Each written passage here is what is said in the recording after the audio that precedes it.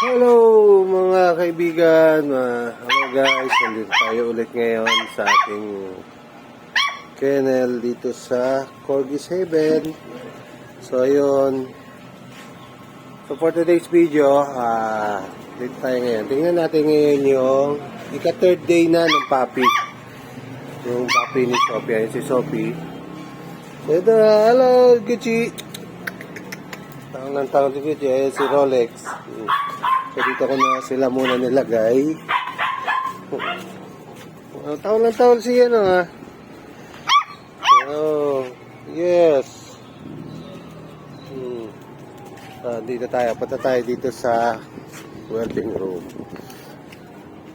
So ayan mga amigo, yung ating puppy. So ayan na sila. Ayan, pumasok na naman yung talaga si Sophie papansin.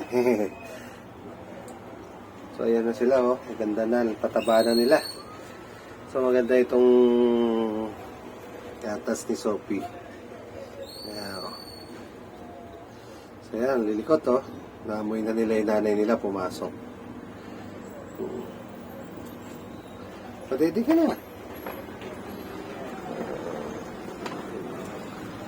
Meron dito gusto makidede. Si Rolex. Papasok talaga. Mami. Hindi ka niya nang nagalit sa iyo yan. Papi Dati ikaw, pwede ka dyan. Ngayon hindi na. Pumapasok. Papasok siya. Gating ka niyan. Nagalit sa iyo si Sophie. Gusto mo pang dumede? Tingin ka na lang. Tingin ka na lang dyan. Ayan.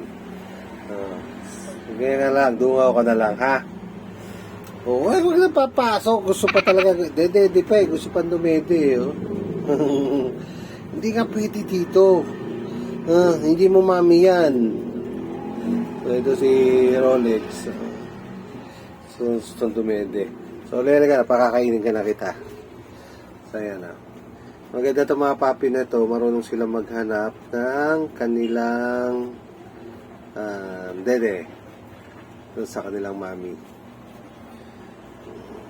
So, ayan na. So, ika-third day nila kasi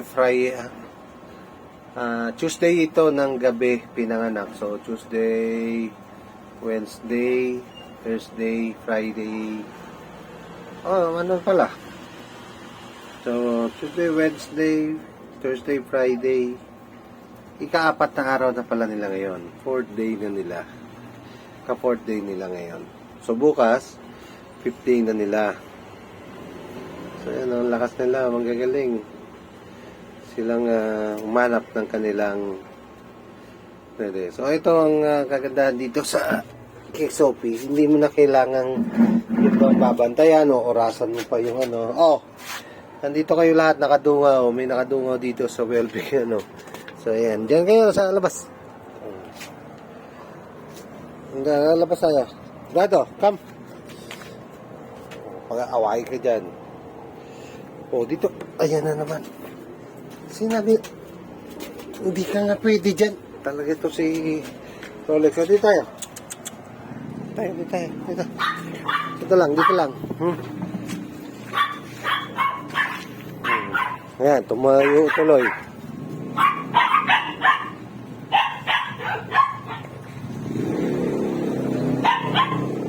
So, magpakain lang tayo ng ating mga kay Sophie, tsaka yung tatlong puppy, kay Rado, kay Rolex. Kasi silang ibang puppy, twice a day ko pa rin pinapakain. Tsaka itong si Sophie na nagpapadede. So, yan lang po. Update lang po tayo sa ating mga puppy dito sa Corgis Haven. So, ulit, kung hindi pa kayo nakapag-subscribe, please subscribe. Then, pakihit na rin ang notification bell. At huwag nyo kalimutan mag-like and share. So, see you mga ka-corgi. See you on my next video. All goods, mga amigo.